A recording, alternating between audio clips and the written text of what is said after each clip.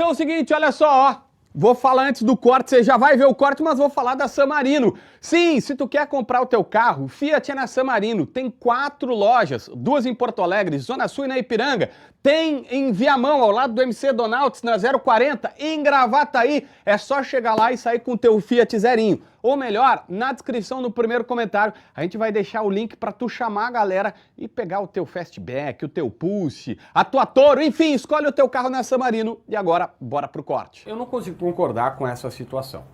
Vamos ser bem claro aqui, o Internacional vazou a informação, o Inter está dizendo, não, a informação não é bem como ela foi vazada, e até pode ter alguma diferença. Ah, o aluguel deste mês não está atrasado, parece o Madruga, né, que sempre deve 14 meses de aluguel, né, então o seu Madruga deve 14 meses de aluguel, durante toda a série do Chaves ele ficou devendo os 14 meses. Ele paga em dia. Ele paga em dia, só que ele tem 14 meses para trás, porque nunca foi para 15 meses. Mas ele não repactou. Ele não repactuou, só que assim, o Internacional tem... arredonda, ninguém fala abertamente se é esse o valor, mas se fala em 3 milhões de reais em débito, que o Inter diz que eu recebi hoje, começou em 2017, começaram em 2017 os atrasos, em 2019 seguiram, em 21 eles repactuaram. Estariam pagando até enchente, tudo agora para o Inter vir a enchente. Antes, nos processos trabalhistas que o Lennon Haas descobriu, o Inter colocou, de jogadores que não pagou, férias e 13º. O Inter colocou, pandemia, como se a pandemia tivesse afetado só o Internacional. Bom, não pagou, foi para a justiça. Aí agora, a gente tem mais um episódio que o Inter diz, olha, eu tô pagando em dia esse aluguel, mas o que tinha ficado mas é dívida do clube, meu amigo. E isso é aluguel atrasado. Não é uma situação confortável. Hoje eu recebi de um bom dirigente, tá? Gosto dele, acho que é um cara que tem futuro também no Inter, e ele disse, JB, mas tem 800 milhões em dívida. É óbvio que tem dívida em todos os cantos do clube. Pois é, mas eu não posso aceitar isso como se fosse natural, não, né, Baldassi? JB, assim, para as pessoas entenderem, porque sempre há a tendência dessa direção em colocar a culpa no que aconteceu antes. Sim, eles receberam uma dívida de 3 milhões de reais em relação ao não pagamento do aluguel do CT de Alvorada. Já começa que é uma vergonha o Inter não ter um CT. Em 2012, o Fernandão foi numa coletiva e disse que era um absurdo o Internacional ter como CT um puxadinho na beira do Guaíba. Se passaram 13 anos e o CT do Inter continua sendo um puxadinho na frente do Guaíba. Fechando parênteses. Só que, mesmo que eles tenham recebido de gestões anteriores uma dívida de 3 milhões de reais em relação à locação, em algum momento, esta gestão sentou com o dono do CT e disse, vamos encontrar uma maneira de eu conseguir pagar para ti essa dívida. Vamos repactuar. A maneira que eu tenho de pagar essa dívida é fazendo tantas parcelas de cada valor por mês. Pode ser, aí eu consigo te pagar. Tá bem, eu aceito, pode ser. E não pagou. E não pagou. Então atrasou também. A responsabilidade não é da gestão anterior, a responsabilidade é dessa gestão. Mas os aluguéis em si estão em dia, beleza, tal. Mas isso também é um valor de aluguel. Só que é o seguinte, o problema é muito maior. É um Kinder Ovo. Esta gestão do Internacional caiu um esqueleto por dia do armário. É todo dia, a gente não aguenta mais. Olha só, o Inter jogou com o Santos na segunda-feira. Hoje é quinta. 3 dias. Nesses 3 dias, é o DJ que fez cagada, é o aluguel do CT com esse problema, é o presidente Barcelos que ia dar uma palestra sobre como reestruturar um clube de futebol. Ontem surgiu uma outra informação nos bastidores também, que o Inter atrasou 3 meses do valor do auxílio família para os guris pequenininhos da base e que só conseguiu pagar mês passado, os caras ficaram 3 meses sem receber. Velho, qual vai ser hoje à tarde? O que vai acontecer hoje à tarde no Internacional? Vocês conseguem perceber? Porque o torcedor ele tem a tendência de achar que o problema num clube de futebol está estritamente relacionado a não ganhar.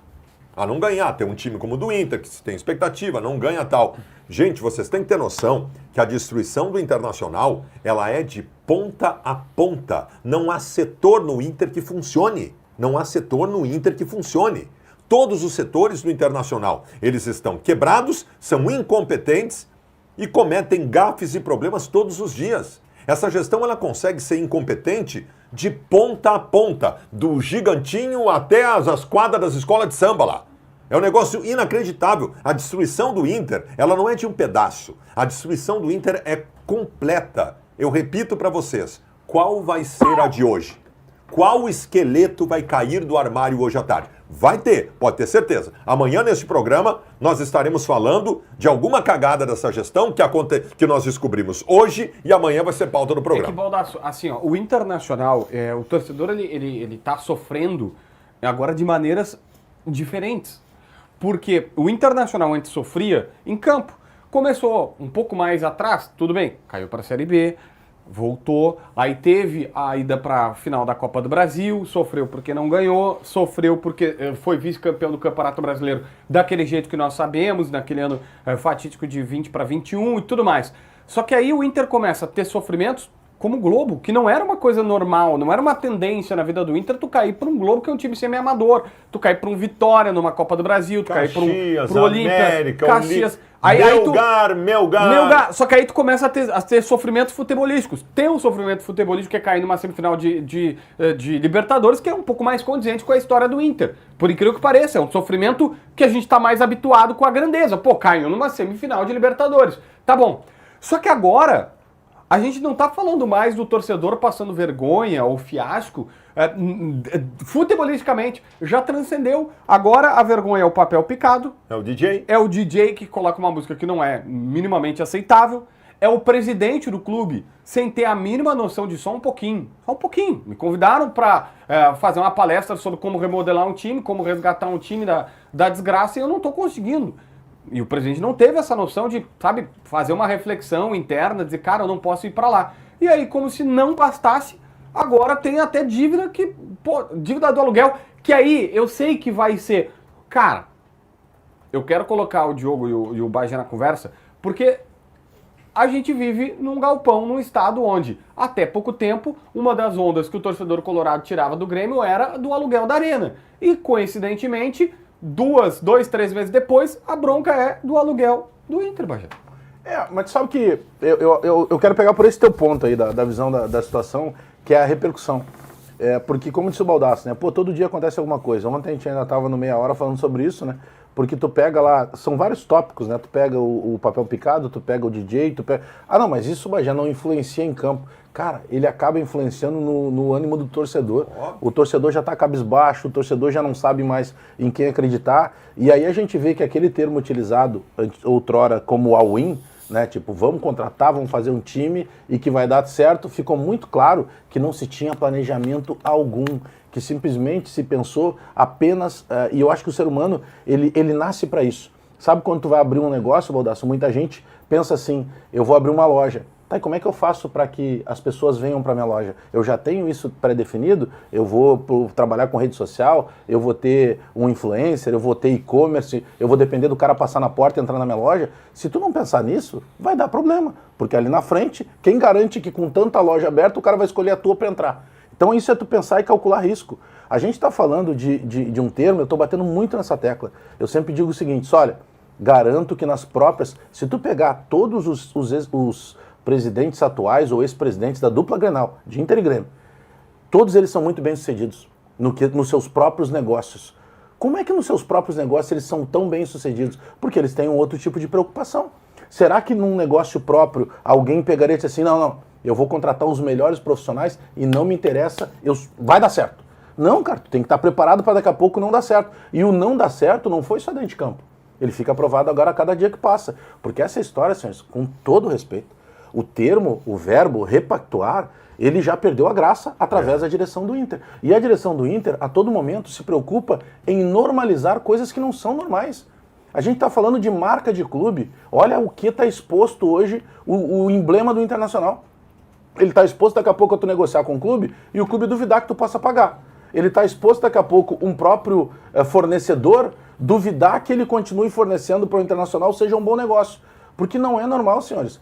Aliás, para quem acha que é normal, vamos começar a fazer o seguinte, perguntar pro cara, vem cá, tu ganha salário, tu tem... Como é que é a tua renda para viver? Nós vamos começar a fazer igual. Nós vamos repactuar, nós vamos atrasar, E aí, não é normal, senhores. Não é normal. E para mim o grande ponto é a forma que isso chega pro torcedor. Ele desestabiliza cada vez mais.